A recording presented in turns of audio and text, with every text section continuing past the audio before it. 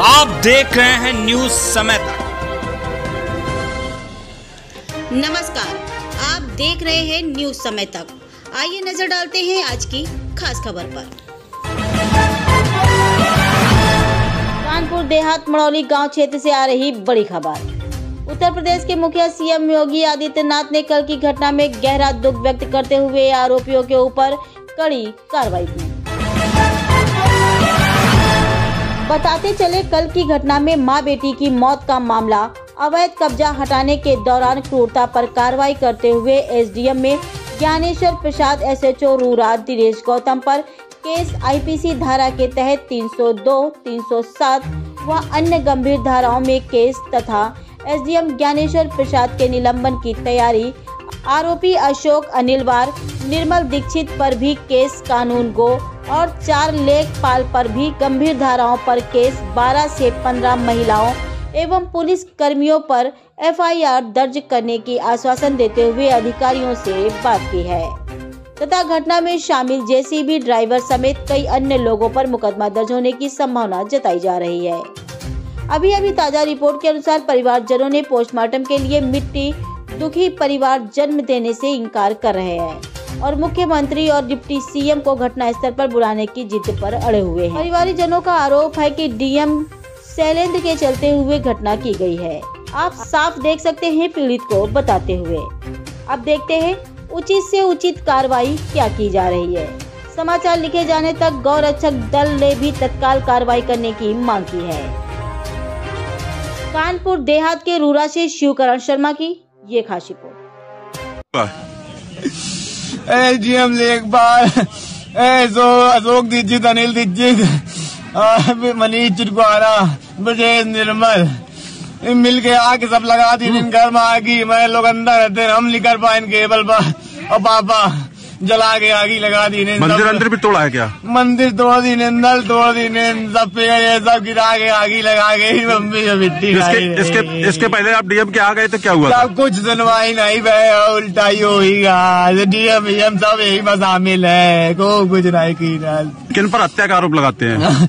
हम एसडीएम लेखपाल और डीएम पर भी। हाँ, डीएम नहीं आ जाए, नहीं सब साजिश करता। मैं नहीं आ जाए, नहीं गोरे दीक्षित है साजिश करता है।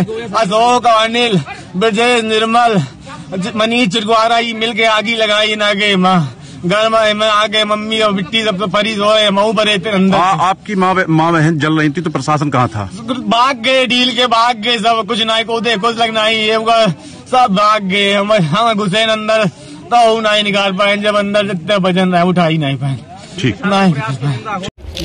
शेखर जी, आप आज यहाँ घटनास्थल पर चालाहा गांव मड़ौली क्षेत्र में आए और आपने घटनास्थल का मुआयना भी किया, देखा भी। क्या पाया आपने अभी तक जो आपने देखा है? इससे भीभत्स दृश्य मैंने अपने जीवन में नहीं देखा।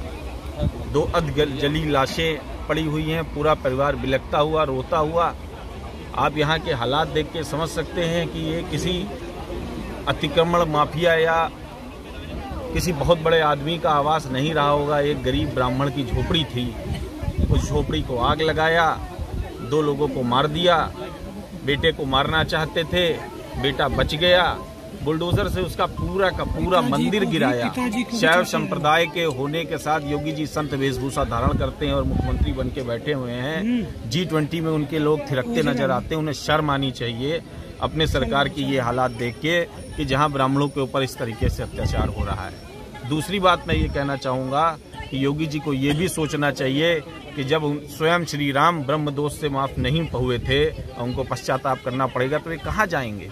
6 साल में हजारों ब्राह्मणों की हत्या हो चुकी है और मैं इसको हत्या का ही दूंगा, दुर्घटना नहीं है। ये एक प्रकार की हत्या है और ये सुनियोजित तरीके से है। चूंकि ये कटरी का इलाका है, बैकवर्ड है, तो शासन बेधड़ल्ले से अधिकारी अपना काम कर रहे हैं। उनको कोई डर नहीं है सरकार का, उनसे कोई मतलब नहीं है। वो जिसको चाहते मारते हैं, जिसका चाहते बुलडोजर से घर गिरा देते हैं। न्यायपालिका का कोई सम्मान नहीं है, देश में लोकतंत्र की कोई सम्मान नहीं है और ये बहुत ही बुरे हालात हैं। अब मैं इस पे क्या, इससे ज्यादा क्या अपनी उत्तर प्रदेश समेत कानपुर देहात में भी कई ब्राह्मणों के ऊपर इस तरह की घटनाएं घटित हो चुकी हैं।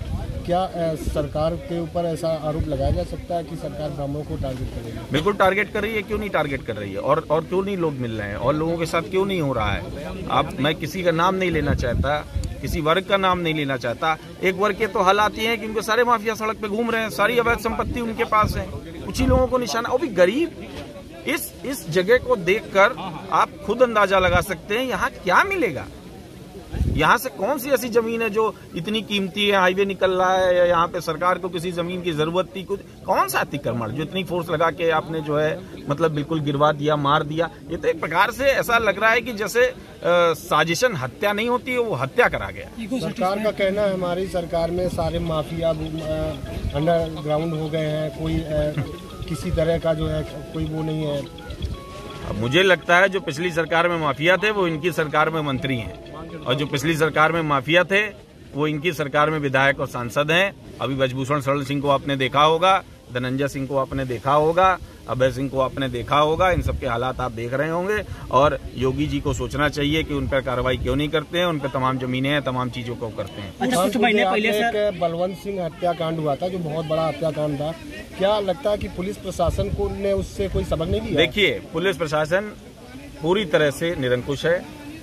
योगी आदित्यनाथ सरकार नहीं चला पा रहे हैं, वो बैठ के वहां सिर्फ इवेंट चला रहे हैं। वो रोज कोई ना कोई नया आयोजन जारी कर देते हैं और उसी भंडारे में वो खाना खाते रहते हैं, उनके अधिकारी नाश्ते खाते रहते हैं। इसके अलावा उनको ना प्रदेश का कोई लेना देना है, ना किसी और चीज से कोई लेना। सबसे बड़ी बात की रात, लेकिन हमें मालूम होता है कि इतनी बड़ी दुखद घटना हो जाएगी तो हम अपना स्पेशल इंटरेस्ट काउंट करके बिल्कुल पूरा ध्यान देते।